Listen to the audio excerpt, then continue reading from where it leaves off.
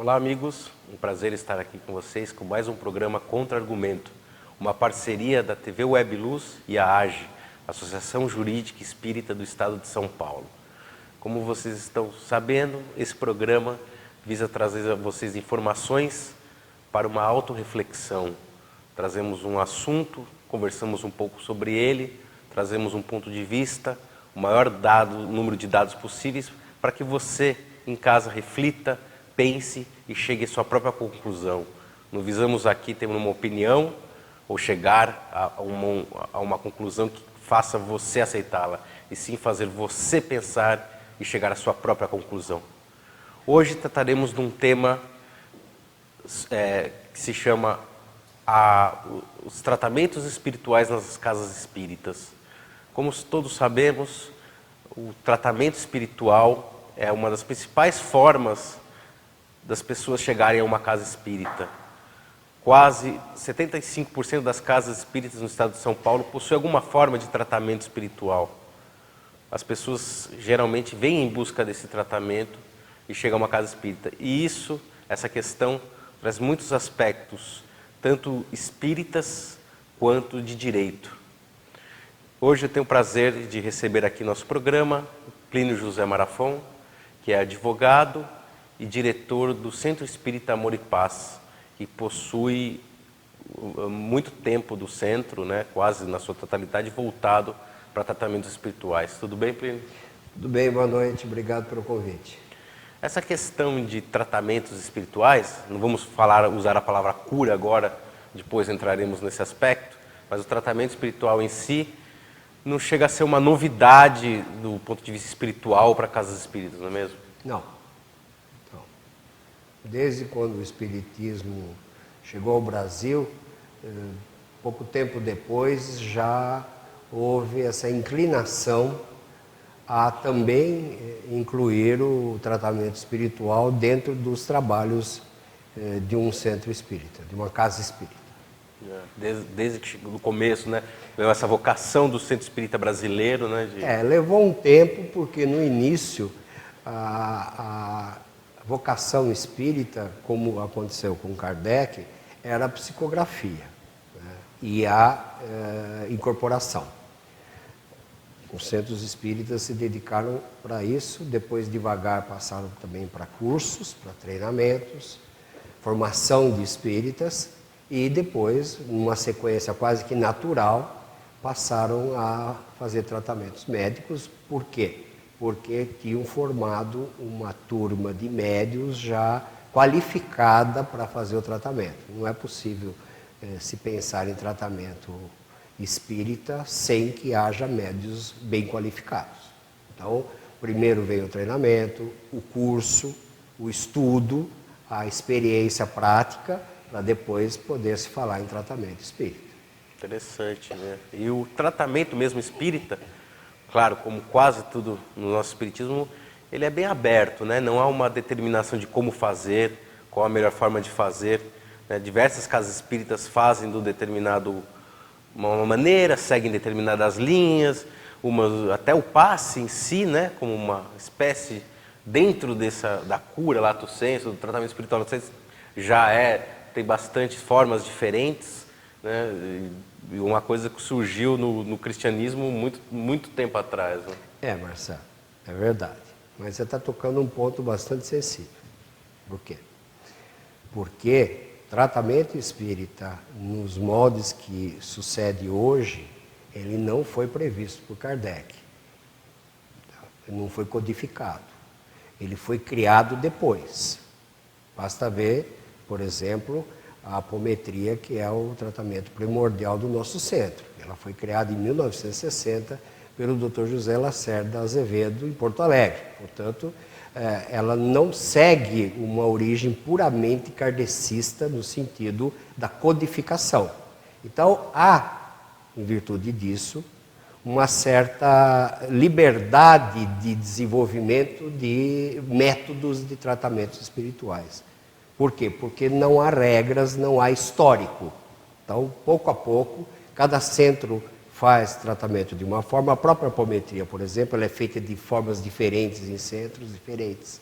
E os outros tratamentos espíritas, como a imposição das mãos, há centros que, ao contato das mãos com o perispírito, há centros que as mãos ficam distanciadas, há centros que usam instrumentos cirúrgicos, como os dos médicos, há centros que se recusam a usar esses tratamentos.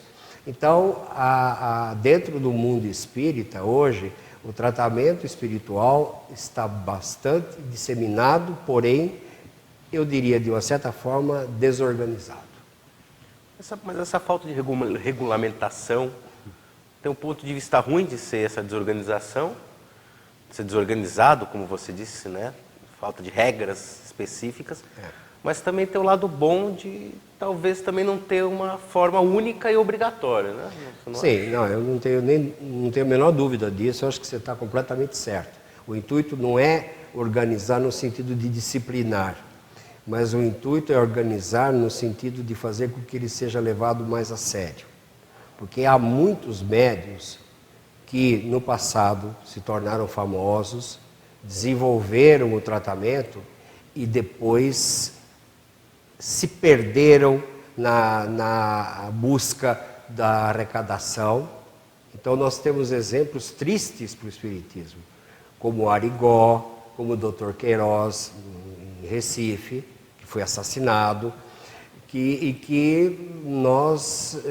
isso serviu de mau exemplo. Foram pessoas que aproveitaram da faculdade mediúnica para se tornarem ricos, e o plano espiritual interveio e cortou a mediunidade deles através do desencarne. Ainda há pouco tempo a família do Arigó divulgou que se sente muito injustiçada, que ele deveria ser revitalizado, que ele deveria ser revisto na história do Espiritismo, porque ele não foi aquela pessoa negativa como se fala hoje, etc. Então, nós temos que ter esse cuidado, não na forma de tratar, mas na forma ética de conduzir o tratamento médico, para não deixarmos que surjam novos Arigós e Queiroz que venham a denegrir a nossa imagem e o nosso trabalho sério que muitos centros fazem. Interessante, né? É o que você falou. Não vamos regulamentar no sentido de criar regras de como deve ser o tratamento, mas a forma ética geral de como... E a primeira é não cobrar, né? Perfeito. Porque além do ponto de vista espiritual, como você explicou bem, né? Porque veio de graça, também Dai tem o aspecto de graça legal. o que de graça recebesses. Então, e o aspecto legal disso, né? Claro. Como é que você vai cobrar por um serviço? Não é um serviço isso? Aí que está. Esse é o cuidado. Não é um serviço. Lá no nosso centro eu brinco. Aqui não cabe lei do consumidor. Não venham com gracinhas. Por quê? Porque não é um serviço e não é cobrado. Então você não tem nenhum direito. É o horário que o centro determina, é a forma que o centro determina. Se nós dizemos não coma carne, não beba álcool antes de vir, você tem que seguir. Somos nós que determinamos as regras. O paciente não tem direitos. Ele vai se submeter ao tratamento como nós queremos que seja.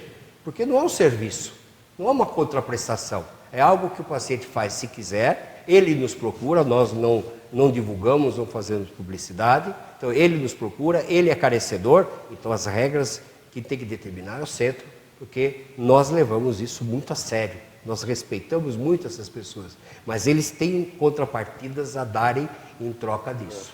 É uma certa disciplina da pessoa diante do tratamento. Não é uma mercadoria, como você falou. Não. Se talvez fosse vendido, Não. a pessoa geraria direitos, claro, além de todo o aspecto da doutrina, da impossibilidade de cobrar, muita gente ainda fala isso, porque geraria, nós como operadores de direitos sabemos, né? Ia relar uma relação jurídica com direitos, Claro. deveres bilateral, envolveria uma aí questão. se houvesse um insucesso, essa pessoa entraria com um processo de danos morais contra nós, porque nós prometemos a cura e ela não foi bem sucedida. Esse é o segundo risco. Você colocou bem. A primeira regra é não cobrar. A segunda regra é não prometer, não garantir. Por isso que ainda eu digo que o tratamento espírita está desorganizado, nesse sentido. Porque certas regras básicas têm que ser respeitadas e têm que ser disseminadas entre todos os centros, para que todos os centros que vão fazer o tratamento médico espírita a sério, eles levem a sério essas regras. A cobrança certamente é um dos piores aspectos, que vai até denigre, né, a imagem do espiritismo e da parte cura, além da questão ética e doutrinária, também jurídica, como falamos agora, né. E em razão de já conversamos aqui, que é um dos primeiros, da primeira porta de entrada da pessoa no centro espírita, a área de tratamento espiritual, né? Ninguém visa, vai buscar sempre um auxílio, um conforto e, claro, a maioria chega acreditando que vai ser curada por uma obra divina, quem não conhece muito a doutrina espiritual. Então, eu acho que também é um outro aspecto que a gente deve prestar atenção, né? Nós, operadores de direito, espíritas, trabalhamos em casas espíritas de tratamento, quando a pessoa chega buscando a cura, o que você acha que a gente deve... Seria uma posição boa, uma posição mais ética? Marcelo, aí também há certas ponderações a fazer. Quando o espírita busca o tratamento, ele sabe das limitações que o tratamento tem. Ele conhece a questão da causa e efeito, ele sabe que numa certa situação é possível amenizar o sofrimento, mas não eliminá-lo totalmente, se é algo kármico, se é algo que ele tem que resgatar, se está sendo uma provação, uma expiação. Porém, o tratamento espiritual nos centros espíritas é um instrumento fabuloso de captação de clientela, entre aspas. Ou seja, os centros crescem roubando, também entre aspas, católicos e outros religiosos, muitos judeus da religião judaica, através dos tratamentos espíritas. Porém, esses pacientes, os católicos praticantes, os católicos não praticantes principalmente, não têm esse conceito espírita. A maioria nem acredita em reencarnação e nem em causa e efeito. Eles querem um resultado prático e imediato, que é, eu quero curar, eu quero tirar o meu câncer, eu quero tirar a minha dor, o meu sofrimento. E o centro espírita tem que ser muito ético de deixar claro que o tratamento espírita não cura nada sem que o paciente tenha uma colaboração essencial nesse tratamento, que é a sua reforma íntima. Nós não conseguimos curar absolutamente nada se a pessoa não se propuser a mudar a sua forma de vida, a sua conduta perante as outras pessoas. Porque quase todos os sofrimentos que o tratamento espírita pode ajudar são oriundos de débitos espirituais de vidas passadas ou desta vida.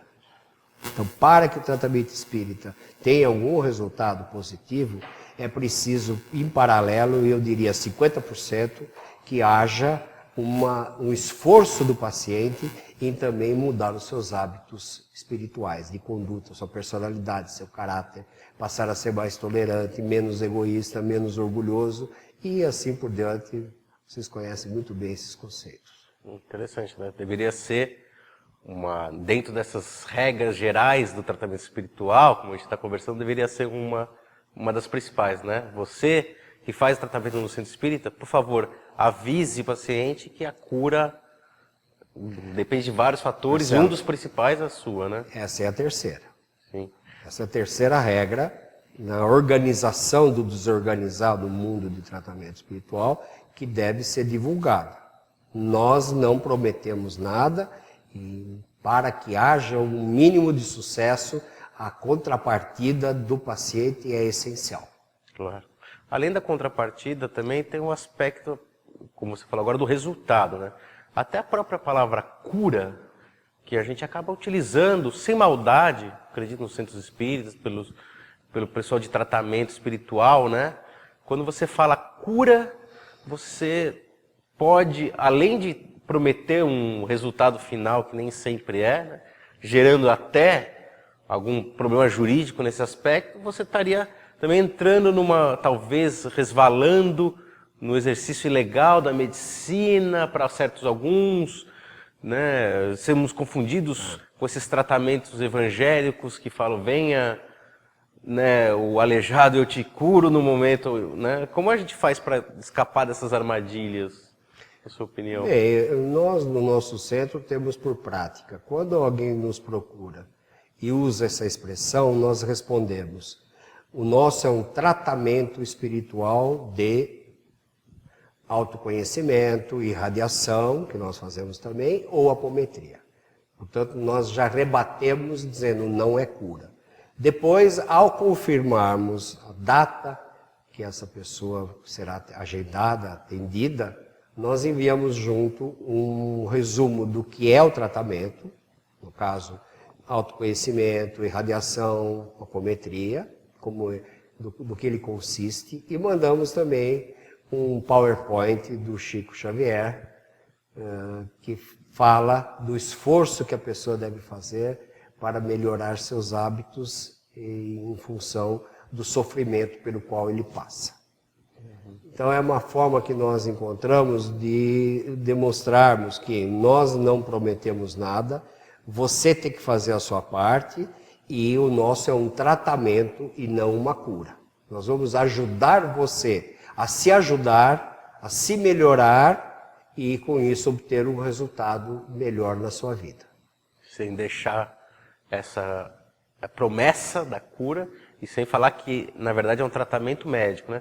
E eu acho que também é importante alertar sempre que o tratamento espiritual caminha paralelo ao tratamento médico, né? Que a pessoa não deve deixar de continuar procurando um especialista na área de saúde. Sim, né? Isso com certeza. Mas isso já era da época pós-Kardec, pouco tempo depois já houve um consenso de que a pessoa tem que continuar se tratando pelos médicos, que o tratamento espiritual não supre o tratamento médico. Isso é obrigatório.